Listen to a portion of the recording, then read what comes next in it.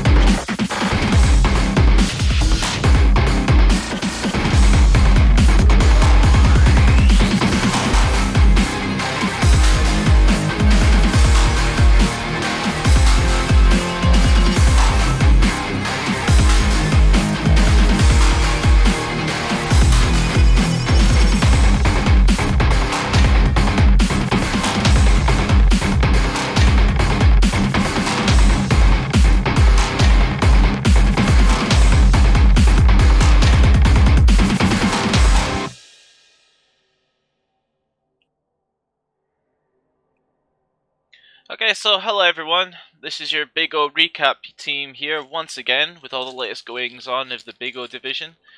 I'm of course Tommo, and I'm being joined by my usual partner in crime, Liam Colston. How's it going, Liam? Good, thank you, Tommo. And today we're unfortunately being joined by my obnoxious younger brother, Findeco. How are you doing, John? Hi there, I'm doing fantastic, thank you. Alright then, okay, so let's jump right in. We're going to keep this moving. Hopefully it's not going to last 2 hours or something. And we're going to talk about our team picks this week from Division 3. As our guest, Findeco, you get first choice. Right, well, from Division 3, I'll be talking about the Silverhand Knights by Nubs. Okay. Well, the first thing that you obviously have to point out is that he got his first win last week against the team Scrublord Pro. Like, this person, well, I've also been watching his videos on YouTube. He hasn't been doing too well in the season so far, but his videos are sometimes quite entertaining. Like, it makes me wonder about Brett and if they're actually like a viable team.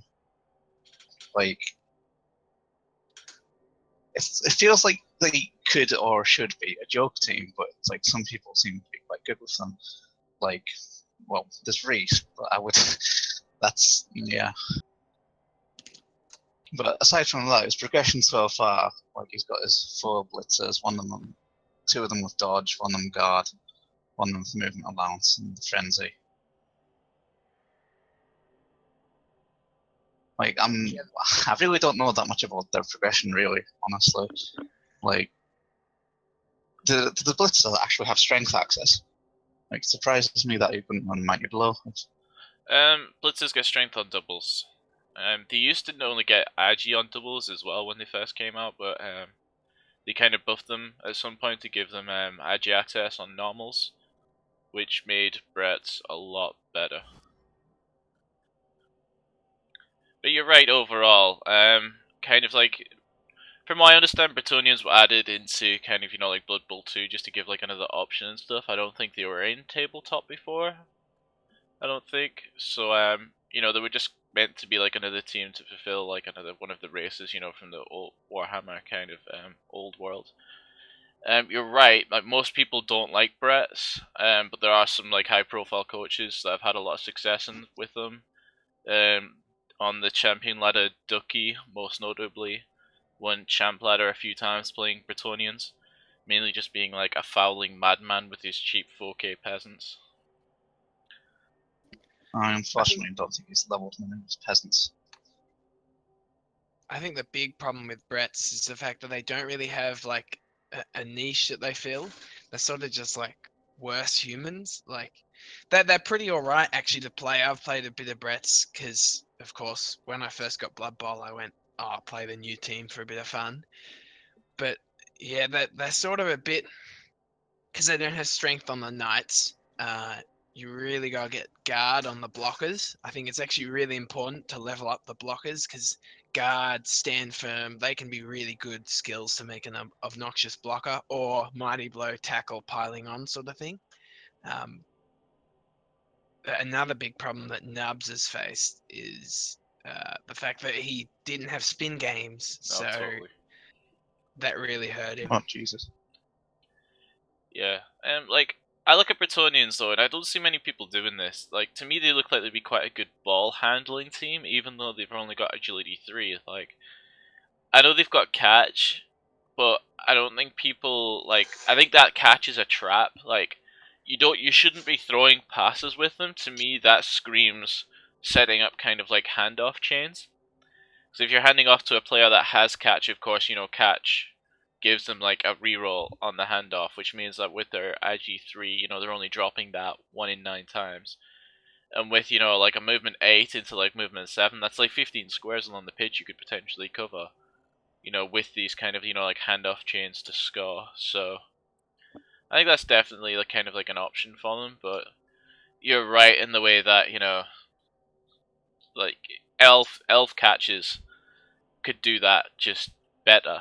Like they could run faster and they've got catch as well. So yeah.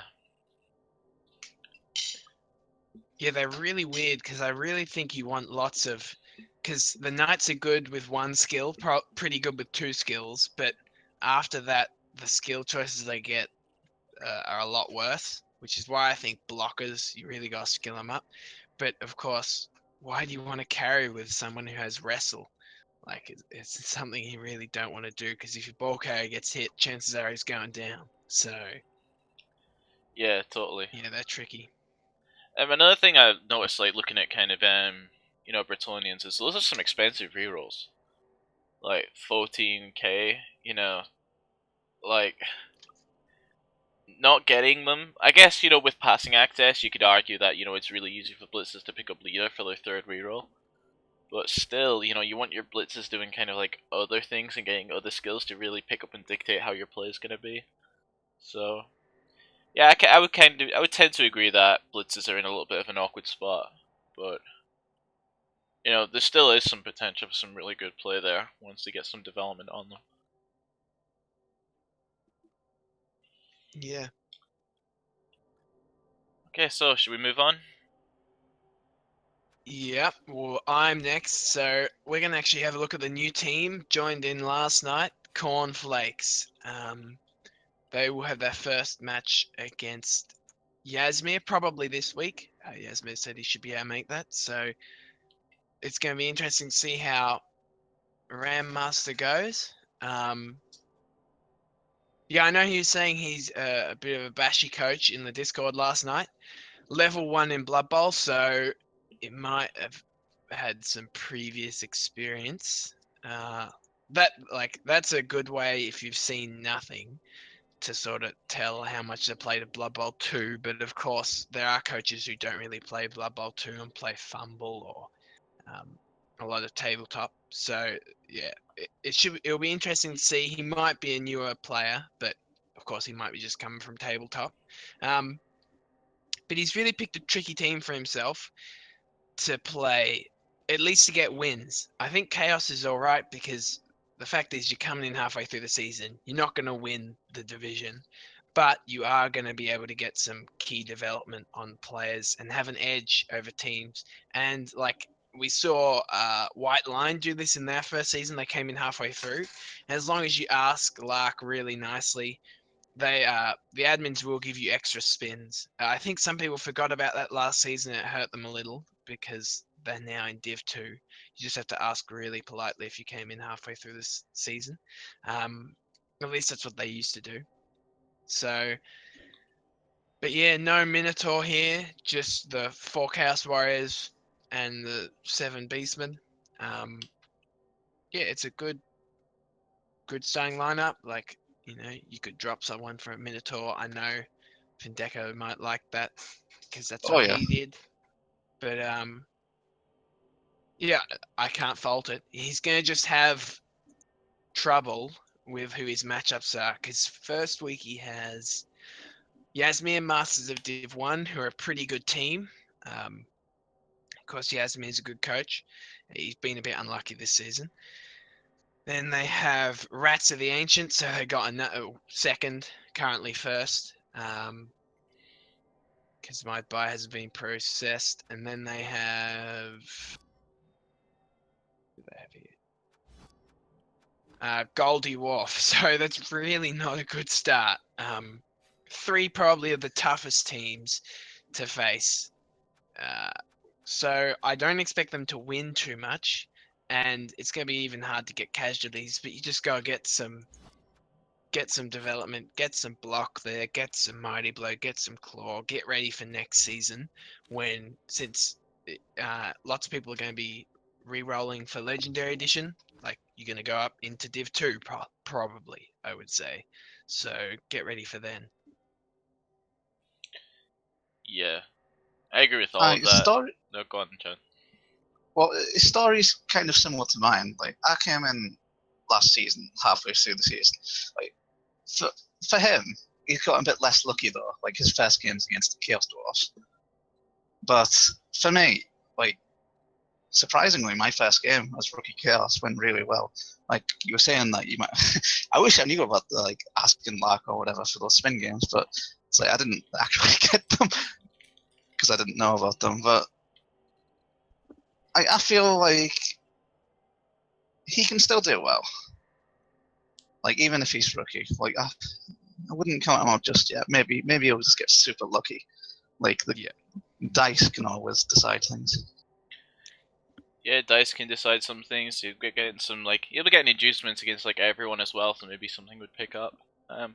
About the only thing we can really talk about in his team in terms of his kind of selection is Mino or no Mino with like Rookie Chaos. He's opted for no Mino to be a little bit more consistent, which I tend to like. We've got Findeco here, of course, so we'll end up talking about the Mino no doubt when we talk about his team. But I tend to like this a little bit more, just for like a little bit more consistency. I think it might hurt him though with coming in the middle of the season. I think having a Mino can be a little bit of an equalizer because you've got something that's like a guaranteed threat on the field that no one can really ignore. But if you're building like long term, then yeah, sure, I think this team's a little bit better. But anyway, we'll move on then, and it was my pick, and I always forget who I'm going to talk about every week. Where's Was our... it Red Skulls? It was, Red well Skulls, remembered, it was Red Skulls. Okay, Red Skulls Go Faster, which I really like that team name for one. Playing off the Warhammer lore there, it's good. So he's got a thrower, which I'm not usually a fan of, but I've been kind of coming round to it since joining ReBBL. A lot of good orc teams tend to have throwers. I don't know. Sometimes I think if I was going to play orcs, I would play with like an adherence to the rule of 5. But so kind of one of my black orcs would be at the back on that kind of selection. I'd have like the 4 bullets as protected as well. Whereas I think it's harder, like, if you're gonna run like something like Rule of 5 with orcs with a thrower, it means you're putting like a black orc on the line, which is a little like meh. But of course, there are other formations and things that orcs can do to take advantage of this. If you just look at kind of like Walkathon or Papa Nasty, you've had a lot of kind of experience, and they both use throwers. So yeah. On his Black Ox, he's got 2 of them have leveled up with block to make it a little bit more consistent hitting at the start. One of them rolling Mighty Blow first. I think we're soon to be going down, like the Papa Nasty route here, of like jamming as much Mighty Blow, piling on tackle stuff into a team that we can. His other Black Ox have got 2 SPP each. Looking at the blitzes, Grimney has, Mighty Blow piling on already. Flyby, Mighty Blow. Grosh is 2 out of 6 at the minute. He has an MNG blitzer there, at least I think that's MNG. Yep, this next game blitzer there, who's on 5 out of 6. It'll be easy to get him kind of like 1 throw back. And he'll probably be leveling up to get his own Mighty Blow. And 2 linemen just at the bottom. I'm a big fan of Orc linemen. I think for what you get, they're extremely overpowered. Like, they're a little bit slow, but they've got 339, so they can pick the ball up if they have to. They can still hit, but they're dead cheap. You know, you put like Dirty Player on one of them, you can get a lot of value out of it. So, overall, I think this team's built up really quite well. He's got his 3 rerolls, he's got his Apothecary. If we have a look at statistics, 3 wins, 5 losses. That's a little bit unfortunate, I think. He took a loss to Sir Robin's Brave Band. Yeah, I know And in the Observer, I had a look at Grimney was the star player of the week, because he's the first POM player in the Rebels. So go read that article if you want more about this team. But yeah, you're right, Tomo. Their record isn't great, but they had a big win against Masters of Div 1. Yasmir was a bit unlucky, to be fair to him, but Red Skulls did play quite well. So awesome. Okay, I yeah. pretty much what Liam said. Like the Vico article was actually really, really good. Like I get the impression, like what you said about Papa Nasty, like the fouling and the piling on, like that was literally all the article was about, stepping on people, which is absolutely fantastic. Love that sort of thing. Okay, so yeah, I think that if this team gets a little bit more development on it, we seem to be having like a few teams in the league that are kind of we've taken to calling like Bash Inc. Light. I think this is going to be another Bash Inc. Light team, and they even have the same little meat fist logo thing going on up there. So yeah, Papa Nasty saying needs some tackle. Does he really in Div 3? I'm not so sure. I think, to be honest, he risks. I love Mighty Blow first, but there's only Atomic as a 87 team, so it is pretty hard to beat up on those little teams. So Claw and Guard become a bit more important than Mighty Blow. I still do love the pick, but I think he needs a bit of Guard now. Like now he's got enough Mighty Blow that he can start getting some Guard. Yeah, he can start getting some guard, but I don't think he will. I think it'll just be Mighty Blow, Mighty Blow, Mighty Blow, Mighty Blow, Mighty Blow. But we'll see. So, overall, we have a look at the leaderboard now for Division 3. And we still have, Atomic Caleb and yourself sitting at the top, although you haven't played this week, is that right? Yeah, I haven't got my free victory for the concede win. So. Oh, you're on a bye this week. Okay, so Yeah. that's how that's happening. So you're going to sit top after this then when that goes through. So Caleb's still doing well. He'll be trailing just behind in second place. And then we have Warhammer Frog, Julian, both on 312. Coming up in third. Perfecto on fifth with 311. Still got his game to play. And then pretty much everyone else. I'm just having a look at kind of like, our kind of spreadsheets on, the big Ocaster resources that Liam and Walker keep updated. Division 3 in particular seems to be very, very kind of, spread out in terms of points. There's still quite a few teams that are on kind of, 10 points at the minute, but, I think this is the only division. I just checked Div 2. No, Drakar's doing really well in Div 2, but, this is the only division where kind of, there's like 2 people that are kind of, way ahead of like everyone else, you would say. So I think we can make some pretty early guesses about who's going to kind of like come through in Div 3. Whereas if we have a look at some of the other divisions, it's kind of less so. Although there is only one playoff spot, so me and Atomic are still fighting for that. We play in 2 weeks, so that will be a good match for sure. Okay, awesome. So that was the guys in Div 3. We'll now move on to Division 2.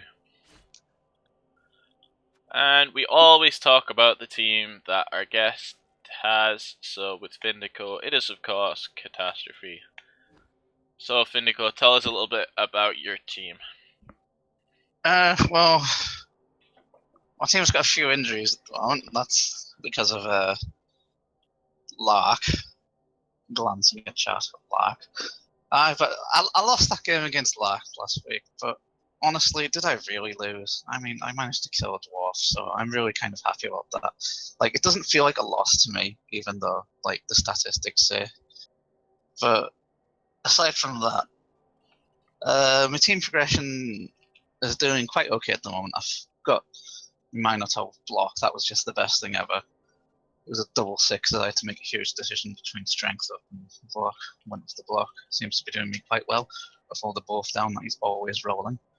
It's like always skulls, always both downs. So, what I think I might have done with my goats, I feel like I need more guard. Like it really showed when I was playing against Lark that I'm really missing guard pieces. Like all the red dice did not make me feel happy in the slightest. And also the tackle, it's like I feel like with Monty and Honeybee, they both have block and mighty blow, and having them on the line on first turn means that it's almost guaranteed at least one removal. Like that almost never fails. But after the first turn, when things start like being a bit more inconsistent, I feel like I'm being let down a bit. But aside from that, like I think my team still has some progression to go.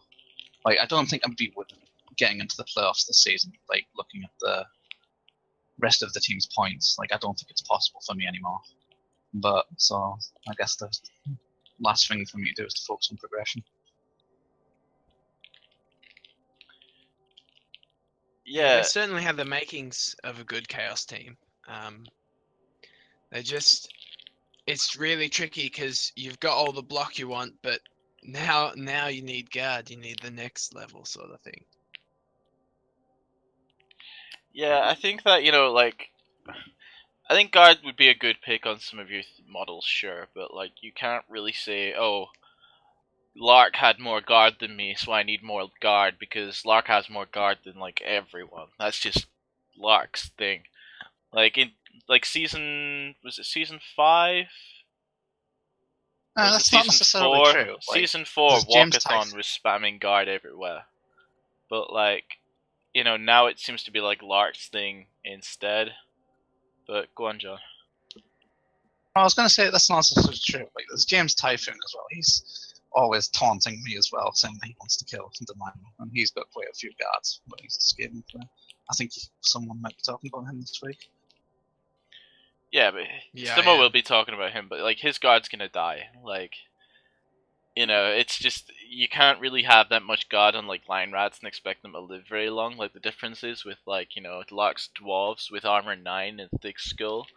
Like they're not gonna get removed all that easily normally. I just want to shame Lark a little bit as well because in this game against Catastrophe he was already up TV and then he spent what was it something like 170, 180k of his own money on a death roller just for this game, which I thought was pretty funny, truthfully. I mean, his team's already completely overpowered, but then he spent all that money on a death roller that then got removed on turn 2. So, like, nice one, I guess. Um, See, what you could almost think about doing is with those simply mighty blow linemen, it's a little psycho, but like just going full, embrace your inner Coul player and just get like piling on or even tackle, I think actually would be a much better choice.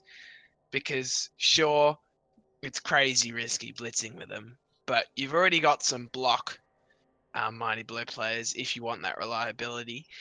So what you can always do is put the tackle on these guys because block any player that's any good is going to already have it. So it's not really much point having if you really want to, get those L's and Skaven down. Of course, it is a bit crazy, but something to think about for sure.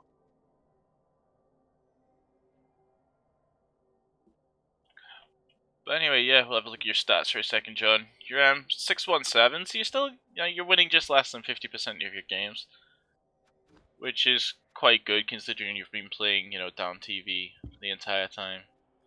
I always find it weird looking through like your game history though, because you can always see like games against like my teams every now and again.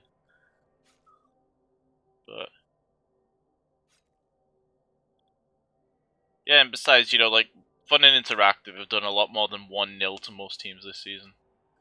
And with 23 armor breaks from the dwarfs there, that was pretty crazy. Although it was pretty crazy from you as well, actually.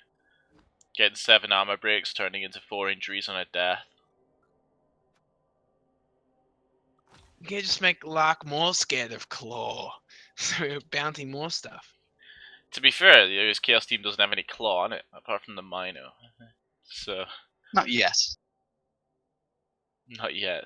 Well, I guess. I mean, the only thing that I can talk about, like the way that you develop your Chaos team that I've kind of talked to you about before, is that I would be building my Chaos Warriors a little bit more like Black Ox, with them being like armor 9 and everything. I'd be using them to really kind of, like jam them in on the line and stuff. And they'd be the pieces for me that I'd be looking to get guard on. Whereas I'd have like 1 or 2 Beastmen that I'd be developing into kind of like all-out killers instead. But I think you've got a different opinion on that, right? Well, I was following a guide for when I was starting, and my guide literally said to do the opposite of what you're saying. Like the guide said, hey, you should use your Beastmen as linemen and use them as the guard for it, and you should just be trying to murder people with the Chaos Warriors with the claw pomming. Like apparently my Chaos Warriors should always be on the floor from piling on, but I don't know. I guess the guide might be a bit outdated, but it's kind of what I've been following, and yeah. If you keep playing, hopefully you'll get enough experience to make your own decisions instead of relying on a guide. But anyway, I think that's enough with Catastrophe. Let's move on to Liam's pick in Div 2, which was... It was the Flying Rainbow Ponies. So let's have a look at them. This team, if I remember correctly, had a big win this week against Raven's Claws, who were previously undefeated. Yeah, I was saying that I originally said, you know what, I'm going to pick the upset of Flying Rainbow Ponies, but I went, nah, I'm being too biased, so I'll pick Raven's Claws because I tend to be a little biased towards the people who I've seen around the Big O, because we've got to have someone on who's from the Big O on top of the Big O. Can't be embarrassed like that. So, but yeah, Flying Rainbow Ponies did end up winning, so I should have gone with my gut. I was a bit annoyed there, but it was a really big win. 4-2. It looks like Raven's Claws. Interestingly, if we were to have a look at their history, they've won every game that's not against high elves. So they tied with the old Hobart Honey Badgers, and then they lost to the Flying Rainbow Ponies. So an interesting little stat there. So everyone should be just playing high elves, obviously. But this team's really come far. I remember they used to be a team that was a bit lackluster because they didn't have any doubles, but they're starting to get a lot scarier. That thrower down the bottom really is a beast. It's also proof why elf players need to name their players, because I'm not even going to attempt to pronounce that. But strong arm, accurate, blodge, leader, pass and safe throw. What else can you ask for? Yeah, it's a really good thrower. And it's also 79 SPP, which is quite impressive. Maybe it could be the first, Rebel player to reach a legendary status with that 176 SPP. So he has been developing a lot. But looking at the rest of the team, the catchers have been developing as sort of sackers now a bit. There's actually 2 leap on this team, both on catchers. One is 9MA, the other is block tackle strip ball, so a sacker there. And that 9MA one's probably a really good one-turner as well. So yeah, his team's developing nicely. The blitzes they're all right. Nothing spectacular. Really would like some doubles still there, but I think the fact is that sure there might not be much doubles on this team or stat ups. There's a ton of blodge. There's 1, 2, 3, 4, 5, 6, 7, 8 players with it. So that's really handy, and you know just makes your elf team so much better. Yeah, I'm a huge fan of high elf teams. Normally, kind of like one of the things I don't like when I'm playing kind of like elf teams is that all your catchers are always strength 2, which means that you either have to kind of, run away with them, or, kind of make sure that, they're not really getting hit as much. Because, it's just so easy just for a regular blitzer just to run up and hit one with 2 die that, or if you have a strength 4 player, even, just give 1 assist or 3 die them, and it's really easy to take them down.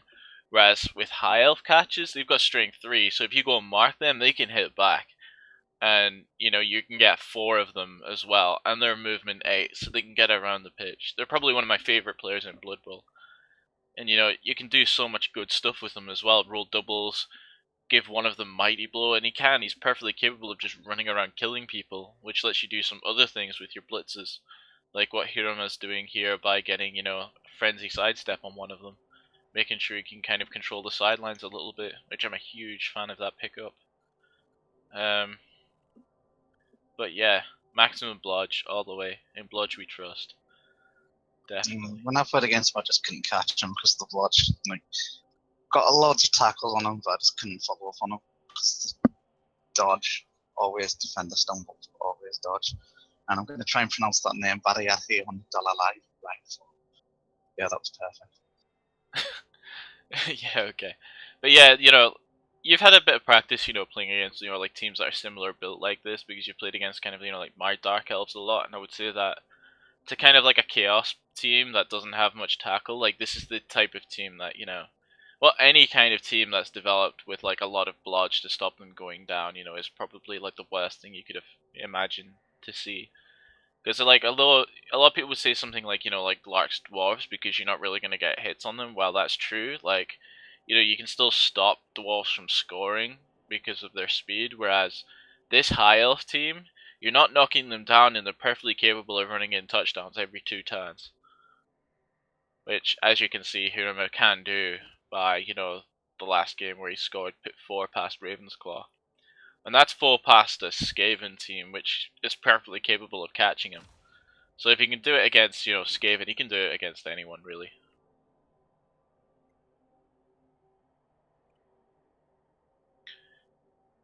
You're our elf expert. Well, throwing elf expert, Liam. You got anything you want to say about this, or? Alright, it was just really impressive, racking up 4 touchdowns. I haven't actually looked at the replay for that, but I think it's got to have something to do with that nutty thrower, because I hate safe throws so much. It's just the most annoying skill, because intercepts already are so little chance, and then you have your player that's specialized for intercepts. Oh, he's got safe throw. Oh. So yeah, having a player specialized for intercepts is basically pointless, which disappoints me a little. But like looking at the throw, it's completed 49 passes over its career, and it's actually ran less yards than it's passed. So that's a pretty impressive stat to look at. And like also we can see that it holds its own with blodge in other aspects of the game. Uh, it can actually be used as a very expensive lineman if it's really needed. I wouldn't imagine Harama to use it like that very often, but Oh yeah, blodge it can always happen. helps. Yep. Okay, so we'll move on then to my pick in Div 2, which is James Typhoon's team, the Goodfellas. James Typhoon's a player that's found himself in the middle of a lot of drama recently, but one thing which I found absolutely amazing, you could see it cast on my channel at the time, like on the videos, it's probably still there. His game against the Cold Coast Cutthroats was literally a half-hour long game. Like, most games I play or cast end up being like an hour and a half-ish. Yeah, when this thing was like, just straight done and out due to kind of, some various factors and some kind of, agreements and some politics and stuff that I'm not really going to go into here because we're going to keep it about the Blood Bowl here. But the way that his team's built, we're actually going to look straight past the positionals for once to his linemen and see that he has full guard on Skaven linemen, which is a little bit ridiculous, honestly.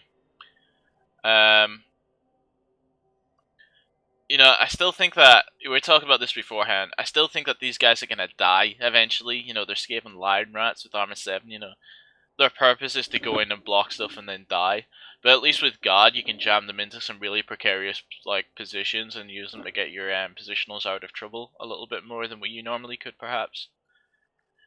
Looking at his positionals, Albert Asiago is probably the perfect Storm Vermin at the minute. He's got, Mighty Blow, Piling On, Claw, Tackle. That piece is going to kill things. And, his other Storm Vermin, Alprovolon, I can't say that, but whatever, is, only 1 SPP off his next level, which is going to be pretty big. Looking down the list, the craziness continues with a Strength 4 Gutter Runner. Just to put that into perspective for people, that's like 9 movements, can dodge like an elf, and then get 2 die on anything that isn't like a Black Orc or a Chaos Warrior or something like that. It's just completely insane. Hits as hard as like a Black Orc, dodges like an elf, and runs 9 movement. But the only thing that's stopping this from being like completely overpowered is the like armor 7. Which means that if he does get down, you can take him out of the game, like as what's happened. He's missed next game at the minute. Well, I think what I haven't seen, but what this player lies risk to is Frenzy means he can surf, and he's a really good surfer. I do like that pick, but no sidestep means someone can surf him back. So everyone who plays this team, you know what you gotta do. You gotta surf that. There's got to be at least 1 bounty on that, if not 2. So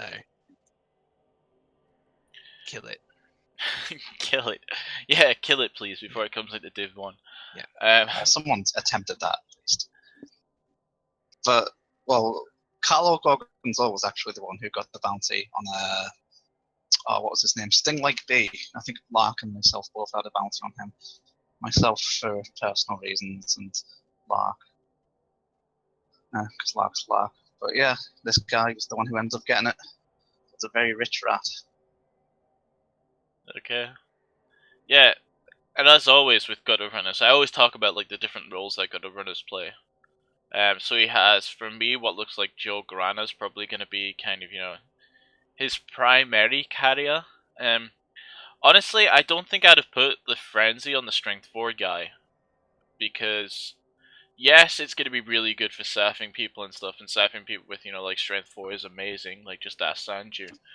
But, at the same time, for me, you've got a Strength 4 thing that can move 9 spaces. I'd be building him into, like, a dedicated ball carrier. I'd have given him kind of, like Sure Hands, even something like, like Big Hand or something, just so you could scoop things up, because having like Strength 4, it's so much more difficult to get the ball off, like a Strength 4 piece. Like Reese last season had a lot of success with Arthur Pendragon when he was like Strength 4 and then Strength 5. It was almost impossible to get the ball off of him. So I think, that yes, it's good for running around hitting people with Strength 4, but it can have some other uses as well. And his other gutter runners, kind of, that is Dauntless Wrestle Strip Ball, which is quite good for a stripper. If I have a choice between Horns and Dauntless, I tend to go with Horns, just because I feel like it's super, super consistent. And if you're going to be hitting with it, and you're going to be blitzing anyway, so why not? You take Horns. I know some people like lie on the Dauntless side of that argument. Bludge Step on Joe Grana is a staple, and Rudge on the last guy again is really, really good. So overall, like this team you could say it's a little bit bloaty with like the 2 strength things, but like and with all of the linemen having God, but it's all really good bloat. Like none of it's like completely random or off base. So it's a And what are you team that I gonna do really like. about the bloat? Like, what are you gonna do about the bloat? Fire your strength 4 gutter runner? What? Yeah, Like, exactly. there's dumb moves. It's worth pointing out in chat as well that Hiruma, like from the team we just reviewed, is going to be playing against him next week. Which is a good time to play against him with that gutter runner out. So I think Harama could be a really good shot to beat him. But those storm vermin are gonna kill stuff. Like they don't need claw against the AV7 catches, and claw helps a little against the AV8 lineman. So Yeah, I'd put that matchup into the Skaven's favor purely because of the like mighty blow tackle on their team. Whereas like if Skaven Armor 7 decides to break, it can break quite easily. So the High Elves have a little bit of a strength advantage, but sorry, of an armor advantage. But at the same time, he doesn't have a player with like mighty blow to maximize on the running around and killing stuff like the Skaven's going to be doing. So yeah, I give that matchup to the Skaven. I'm just going to be a bit optimistic and hope Hiruma gives the team the old and pushes the boot in, gets rid of them maybe on the floor. That'd be pretty good for me. I'm playing this team in the final week, so I need to get rid of all these scary pieces. Yeah, I don't think you will see much fouling from Hiruma. Like, the old rule for fouling is, you don't foul anything that's less expensive than the player that you're fouling with. Otherwise, it just doesn't make it worth it. And, high elf lineman at what, 7k? So, although mind you, looking at that, every kind of Skaven that's going to be on the pitch is more than 7k. who wouldn't foul? Yeah, I mean, yeah, I agree. Most of the people you aren't going to foul, but if the strength 4 player was playing, I think anyone would foul that. But Oh yeah, totally. yeah, Harama is missing some attrition, which might hurt him. But yeah, looking at the leaderboard, should we? Yep, go on. So Drakar's Dominate is currently on top. It's going to be really hard to beat him, honestly, because A, Dees is a good coach, and B, his team is like 400 above the second highest team. So yeah, basically welcome to Div 1, because he will, even if he doesn't actually end up winning, there's a very high chance he will be going up to the next level, because he's probably going to at least finish in the top 4, let's be real. Yeah, it's actually good that the race for second has become a lot tighter. Because Gordy has drawn and then lost his last 2 games, we got Slice and Lark, the Big O natives, coming up and trying to overtake him. So yeah, I'm looking forward to seeing who can win there. And of course, like Harama is actually doing really well as well. A win over the Gooderfellas could put him right in that contention for second place. But yeah, this division is a bit like I can definitely see D's. I could see D's winning all his matches, to be honest. The teams that can beat him are going to have to work very hard or dice very hard. Crusader nearly got up the other week. That was pretty awesome, but they're going to be really hard to beat. Yep, I agree with all of that. Absolutely. I mean, it's just sick. Like, there's teams in Div 1 that don't have that much TV. And, Yeah. He's been placed into Div 2, and he has all that TV. It's pretty insane. So, yeah. The thing he's got to make sure is he's a Norse team at that much TV, and he has how much guard? He has like 2 or something like that. 1, Yeah, 1 guard. So basically, it's the perfect division for him for a Norse team because they're all non-bash teams. But when he meets the real, teams of the Big O like Papa Nasty and even Morka's team, Lerdnor's got piling on Mighty Blow Dancer and Sanjin and Wes C, it's going to be much harder than it currently is. So he's really got to make his team prepared to take on those top teams. Yeah, It's worth absolutely. mentioning that you also have to play against Lark week 9 as well. Yeah, that will be exciting. That's the real chance, and especially the week after as well. I believe he plays another pretty good team the week after. He plays the Gouda fellas. So there you go, James. Everyone's going to be going for you that week. And yeah, decent chance to win if Lark manages to inflict a bit of damage there.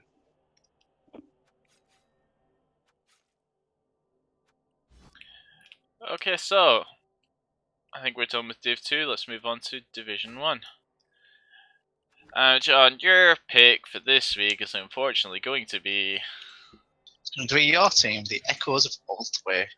It's like the team that I probably know best due to my countless amount of scrims with them. Looking at, just first off, looking at Adrenal, except spelled a bit different to the last one. I think she unfortunately had a case of the death and fell over.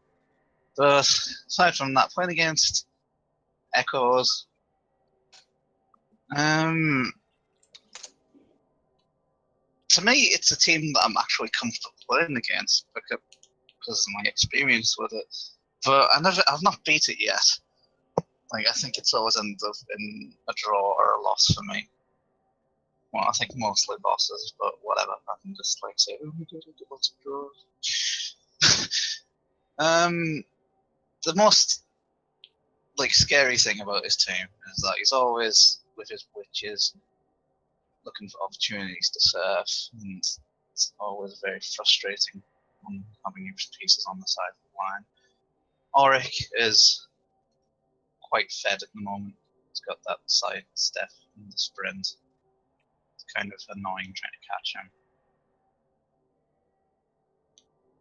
All in all, it's a very frustrating team to play against.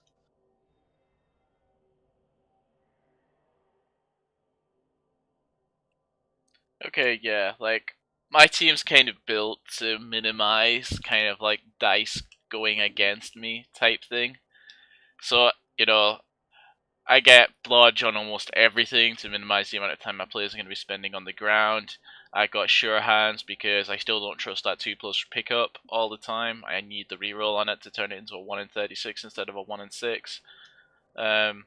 Auric, again, with sprint, he's like a genuine one-turn threat. If I get normals on my legend, it's probably going to be sure feet. I really hope it's not going to be normals. I hope he rolls something good for legend. The only weakness of my team, I think, is that I don't have a piece that can actually really remove things. The former Eldrad rolled a Mighty Blow on his first skill up, but, this one hasn't had that much luck. So I think that if it ever comes to a war and attrition, I can really frustrate people, but I don't really have a really solid way to get removals. My player to watch is definitely a Surian, who at the minute is in Agi 5 Blodge Leap piece. The next skill I'm going to be looking at was probably either going to be Strip Ball on normals or Juggernaut on doubles, so that he's really going to be able to, basically jump into the cage and, get some downs, get some turnovers. So I'm really kind of developing towards that. Apart from that, I'm basically just trying to get some tackle on this team now. Tackle and sidestep again. Some sidestep just to again frustrate the opponents a little bit more, but some tackle as well to make sure my blocking become a little bit more consistent against the other big Agi teams in Div 1. So yeah, that's kind of the state of my team at the minute. Kind of hoping that Auric actually dies, so they have to make a decision whether they want to get a runner or not. I've already made that decision. If Auric ever does die, I will have a go with the runner to have another blitzer to be basically give me another chance of rolling, a killer or something from that blitzer. I don't know. I'm still not 100% sold on the runner, but I feel like as I'm getting to high TV, I probably do want the extra movement that the runner can bring, as well as kind of like the ball carrying potential. Like I really hope that Auric doesn't die, but if he did, then yeah, I would probably pick up the runner.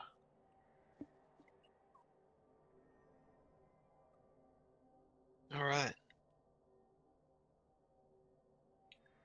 Should we move on to the next team? Yep, we can do that. All right. So I'm gonna have a look at everyone's favorite team, the Bay Area Butchers, and they had a huge win the other day. Yeah, great job, Starkware. They took down Papa Nasty, which huge upset, and yeah, really impressive. I don't think he got even too beaten up by it, so I think he'll be really happy with that. Stark will be. His team is quite good, really. It's a little disorganized. Come on, organize this team. Put your linemen down the bottom. Blah blah blah. A little hard to look at, but Buckner, the ogre, actually just rolled double six. So I know Stark ended up picking block. We might have a bit more of a discussion about that in a minute. What you guys think? Bowman is your typical killer. You got a nice Blodge Guard blitzer. He's minus AG, but Blodge Guard is just great, so probably keep him around. And Lynch is just an absolute beast. 9 MA, so that's 2+ movement, 1+ agility, and he's got dodge and sidestep. Now, every single one of those rolls is not a normal, so really, he doesn't look at all like a blitzer. He looks like an awesome catcher. Brooks is just mighty blow, so all the rest, bit more boring. A pretty nice catcher in Tory, because the sure hands blodge is pretty handy, especially with AG4, and then Montana the thrower. Interesting picking Nerves of Steel there, actually. Nerves of Steel is all right, but I'm not sure if I'd take it before Accurate. But yeah, this team, really big win for them. They actually are a pretty all right team. The big problem with them is they're humans, and humans tend to be one of the worst of the tier 1 teams, particularly at higher TV levels. Because while this team has some awesome AG4, they're not going to hold up to White Line or Lynx's team, Capital Rats, or even the Dark Elves. Like they really struggle. So they're pretty hard to do that well, and they don't have too much guard because I think the players keep dying. But yeah, Starkweather actually has been having some really good games, and he was saying bring on relegation. This team is still very dangerous, probably overshadowed by the fact it's in Div 1 and you've got some other psycho teams. But like that block ogre, what do you guys think about plus strength or block? It's block every time for me. Has to be. Yeah. Like the thing about kind of like the ogre, like with Bonehead, it means that you can just kind of run him around as well. You don't have to constantly be blitzing with him for him to be effective. And like for me, as Starkweather kind of found out, like I uphill red died that ogre twice in my game against him and knocked him down. Whereas if he had block, like I wouldn't have even considered that, you know. So for me, like it just having block on a big guy just makes him more effective at literally just standing there and going, "What are you gonna do?" So yeah, it's block every single time for me. John, what do you think? Yeah. Well, yeah, the amount of skulls that you throw both downs, I can't really justify not taking block on it. Like, if I ever had to make a decision again, definitely block. Yeah, see, I think block strength is fun though, particularly actually with break tackle on it, because that means you got AG6 dodges, which is very funny, but you can't can't get rid of loner. So if you roll a 1, you're in deep trouble anyway. If you happen to roll another double 6, I think I'd be taking plus strength. Although dodge would be fun too. But yeah, It's can't dodge would be a fault that sacker, at all. I guess. Like you could just run into a cage and kill something. Yeah, you probably could. AG5 with the reroll is pretty good. Yeah, I don't know actually. Like strength is good, sure, but like, yeah, dodge is really good if you've got break tackle too on a player that has strength that high, and dodge makes him even more infuriating to knock down. I don't know. That would be another one for me as well. Another one like, I'm not really sure.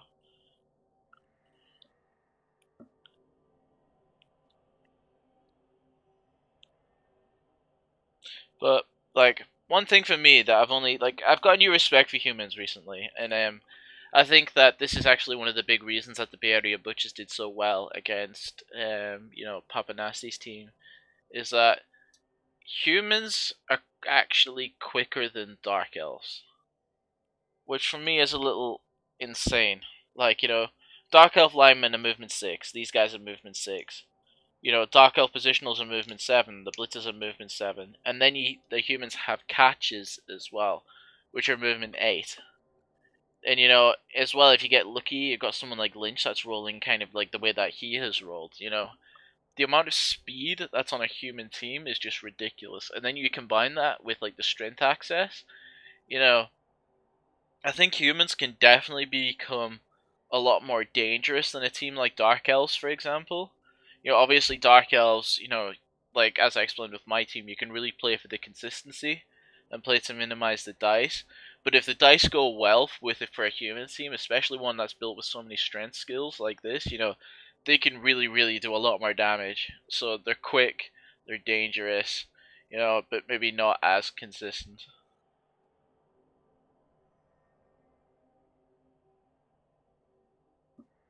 Do you have any other Yeah, thoughts? humans have always been a real bit of a mystery for me. It's funny that my 2 worst teams, I'd say, like other than the stunty teams, are probably humans and orcs, the 2 like middle of the road teams, really. I've never been that good at them, but they can be good, particularly with stat ups. This team does have stat ups. They're just missing a bit of killing power, I think. Yeah, humans is a team that I learned to play on. So Yeah. it wasn't until kind of like eventually I was like, okay, I'm gonna start playing Dark Elves just with like more bludgeon stuff. And I've always been kind of like a fan of just like Dark Elves, kind of like in the lore of games. But apart from that, I would definitely be playing like humans instead. Yeah, well, shall we move on to your pick now, Tomo? Yeah, we can do. Before we move on to my pick, shame on you, Sanjun, not choosing your skill. I know that you might be kind of, saving this to see who you're playing against or something. But I've already explained what I would choose on something that was built like this. You have to pick it for me. So, yeah. And again, shame on TARDIS. Like, if I hadn't already decided to talk about TARDIS, I probably wouldn't have, because Miraskadu's, got one of his level ups not done through. And Ricky Smith, the skink here. But yeah, so this is Miraskadu's Lizard team TARDIS that's been doing extremely well in Division 1 this season. We kind of predicted that, again, I've talked about this, pretty much every video about Div 1, I think, but we predicted at the start that there would be kind of, the tier, like, last season's Div 1 teams near the top really battling for the top places, and then the Div 2 and Div 3 teams kind of in their own mini league at the bottom. Whereas that's turned out not to be the case at all, with TARDIS have been sitting top for quite a substantial amount of time in Division 1. I think it's changed recently, but some of the Div 2 and 3 teams have really been mixing it up in Div 1, which has been really awesome, especially from my point of view. Actually looking at his team, of course this is a Doctor Who themed team, with the Doctor being the Croxagore, which is just rolled. I don't even know what skill that is. Grab. Grab. Okay. So yeah, he's got grab. He's got another 7 SPP off his 51 skill, and then after that it goes to 76, doesn't it? Which, you know, he's gonna have to make a decision at some point, like how long he keeps this Crocs for. Like, it's pretty awesome, sure, with like God, stand firm, grab helps as well, but you know, if it doesn't roll block or something of that kin to something like keep it, then I don't know. I'd be tempted to kind of like get rid of it in the off season and start thinking about something else. Of course, he has some other really, really, really good players. His lizards are all really consistent. They've all got block apart from the one that rolled doubles at level 1 that took dodge to keep him up. He has lots of tackle. He has some mix of mighty blow, guard as well. His Saurus are really, really scary. If you have a look at the skinks, these are the guys which he's been having trouble keeping alive. Which makes sense because they're stunty and armor 7. At the minute he has one with block and that level up on Ricky Smith. Rory Williams, number 11 with diving tackle, again that really helps as well. But he doesn't have any kind of like super scary skink at the minute that can score touchdowns from anywhere. Murscato in chat is saying that the Crocs is staying until he dies. The next level is piling on unless he rolls a double, which is fair enough. Although piling on would be, nah. I don't think you're really taking advantage of your prehensile tail if you're piling on with that guy, but yeah. Tell us the skink level up, Miriscado. Yeah. Or tell us what rolled. Like, don't have to tell us what you're thinking, but we'll think for you. While Miriscado says that, we'll yeah, it's really interesting. Miriscado had a really good start, but now they really have to prove themselves as a team that can make the playoffs. Because, like, Tomo's exactly right. Real big surprise they've been doing well, but on the other hand, the teams they've played so far have all been previous Div 2 teams. So they've played. Let me have a look. Wes C, and then you Tomo, and then actually they tied with the Capital Rats. They beat Crushvania. So all 3 of their wins have been against previous Div 2 teams. Now that's nothing against those coaches, but the fact is that they just aren't developed as much as the Div 1 teams are, so a little harder.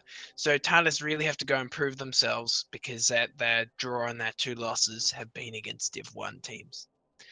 So it's going to be really interesting, I think, to see if Tardis can continue to do really well because they are a well-built team, and of course Miriscado is a good coach, but they got to really prove themselves now. They got killed by the Shadow Hill Cowboys 3-0.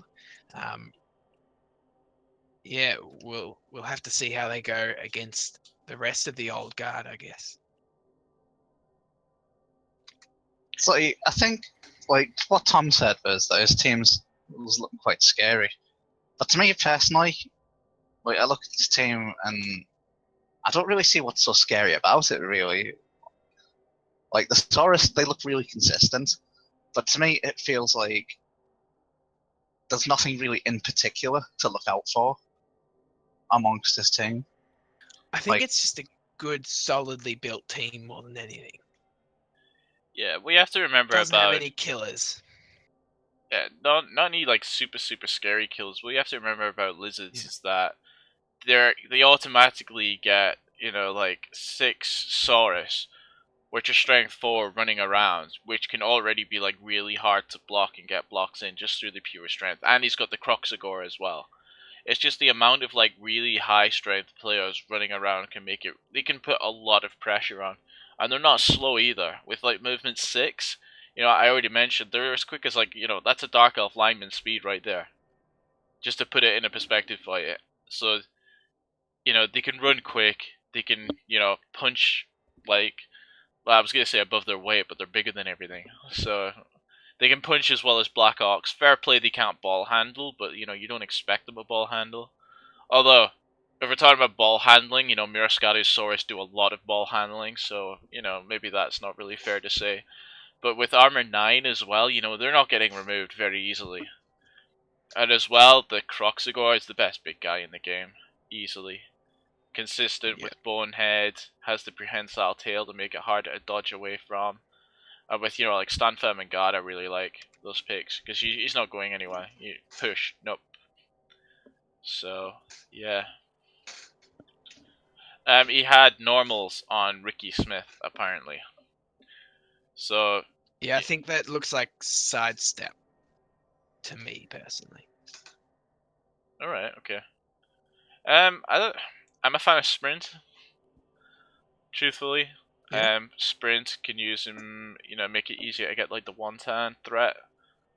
Just to, you imagine going like a full half, with them trying to get the ball off you, and if they're like, with all these sauce and everything being completely stressful, and then all of a sudden, you do get the score, but then they can just turn around in like one turn, which you can actually set up without the blitz with the grab on the doctor there. So, yeah. See, yeah, I know you reckon sprint before sure feet though, because I could see either definitely being an option, but usually I'm a sure feet first person. All right. No, on Auric, for example, on my like my one turner, I opted for sprint first, but sure. Yeah. Sprints actually, the thing is though, sprint's much better if your movement's 7 for sure, because you can't quite reach it without being really fancy on the one turn attempt. It requires a lot more people than 3 pushes do. 4 pushes is much trickier. But yeah, either are definitely a good valid choice. Okay, so yeah, So let's have a look at the leaderboard of Div 1. So we can see, yeah, Sand Dune's currently sitting at the top, with lots of teams on similar records, since the whole 3-1-2 thing is quite common at the minute. We have teams from, Wescy, my team, Papa Nasty's team, Murascato as well, all 3-1-2 at the minute, so it's really tight up towards the top of Div 1. Walkathon hasn't played his game this week, and Sanju's sitting top on the nature of, like, he's 3-2-1 and not 3-1-2. So we'll have to see how, Walkathon, how his game ends up being.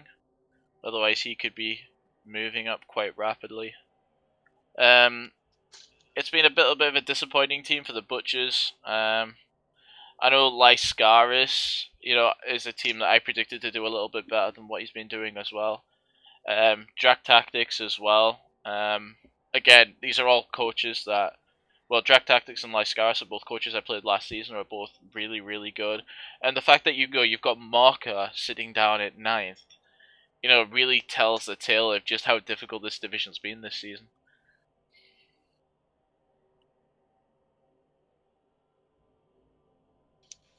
yeah, it should be a really good run to playoffs. There are 3 spots.